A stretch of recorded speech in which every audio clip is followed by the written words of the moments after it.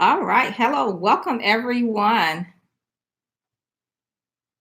How are you guys doing today? So I'm going to get this going over here, and then we are good to go. All right. So welcome over here as well.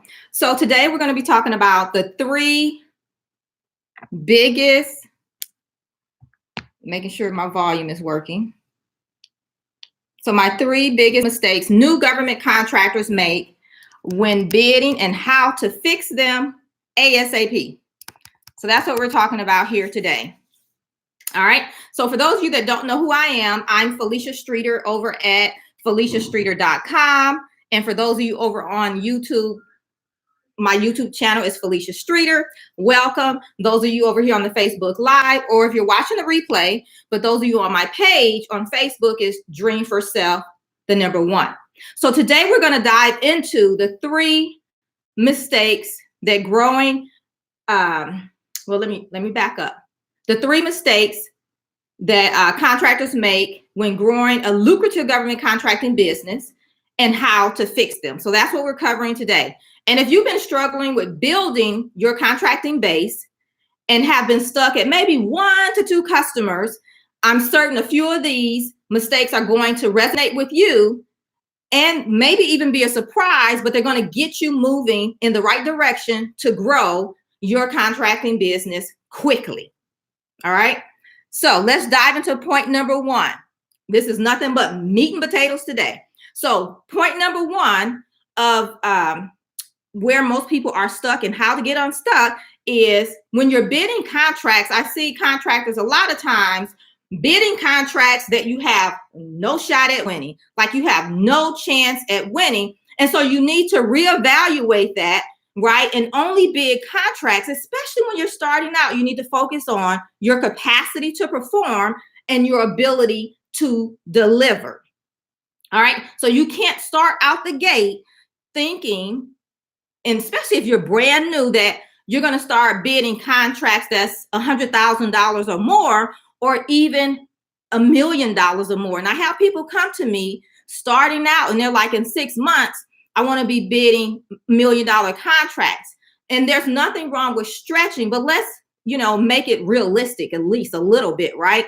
So start where you're at, think about your capacity and then your ability to deliver, and you'll probably more than likely see your success rate go up. All right. So can you see how if you're only bidding contracts that you have a shot at winning, how that can really save you a lot of time as well as money being wasted? If you're feeling me on that, type yes in the comments, because I see you guys here. So type yes in the comments if you're feeling what I'm saying there. All right. So while you're answering that, because there is a delay, let's move on to number 2. So these are things that you can take action on like right now. Okay. Number 2, thinking right out the gate, you just started your new business, that you're going to start bidding on government contracts. Let me break this down for you. So usually in most cases on government contracts, and you're going to go bid as a prime, they want to see that you've been in business for at least 2 years. 2 years. 2 years. Now, there's some cases where there's exceptions, but the rule normally in most cases, 2 years. So how do you overcome that? Start in the private sector. Think about small business, other small businesses that you could do work for, right? Offer your services. Think about large corporations that offer, or they do things where you could offer your services or your products, whatever you offer, but that you can, provide it to them and be their client, right? And you be their, or their vendor, and you be their customer. Okay. The other thing is, just depending on what you do, it could also be residential. So let me just reiterate this one, because this one is really, really huge. And a lot of people get tripped up on this one. Start where you're at. If you're just starting, government contracts, if you want to bid as a prime, you have to be in business 2 years. That's normally the rule. Okay. Remember, I said there are some exceptions, but in a lot of cases, not the case. So 2 years. In the meantime, what do you do to build up some past performance? Look at the private sector, look at small businesses, look at corporate, look at residential, just depending on what you do, but look outside of the federal government as to ways to start building up your past performance, okay? So do you see, if you start where you're at, like right now, and doing that this could definitely be your fastest path to cash. I know a lot of small businesses, those just starting out, you're looking for cash flow. Well, this is a great opportunity to start building up some cash flow as well as past performance, right? So do you see how this could definitely get you to your fastest path and impact your bottom line? If you feeling me on that one, type yes in the comments for me. All right, cool. Moving on to number 3. So the third thing we want to share here is, now this one is a really, really huge one.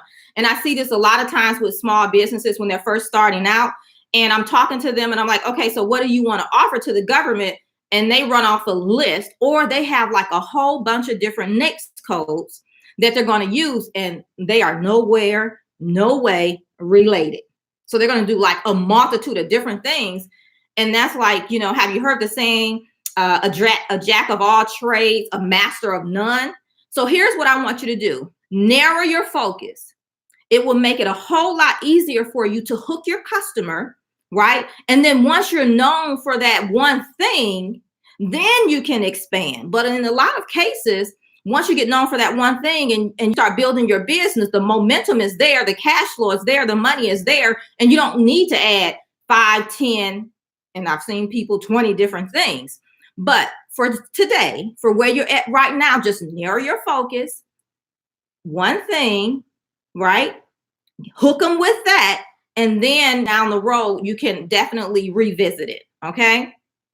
So can you see how this can make a huge difference for your business? If you're feeling what I'm saying, type yes in the comments for me. Let me know you're here with me and you're live and you're digging what I'm putting down. All right. So here's what I have. For those of you that you've been hanging out with me, I have a free webinar coming up in just a few days. So this week, right? A free webinar coming up in just a few days. Plus, there will be time during that webinar for some live Q&A. So you can come get your questions answered all around government contracting and bidding. So just in case you may have any questions, you just go over to FeliciaStreeter.com/training, sign up for the free webinar. And here's the thing. It's going to be live, just like I'm doing here right now. So you don't want to miss it. All right. So I hope to see you there. And so if you haven't signed up yet, make sure you sign up. Go to FeliciaStreeter.com/training to sign up. All right. And I hope to see you there. So thank you for hanging out with me. And I'll see you over on the live webinar later this week. Bye for now. All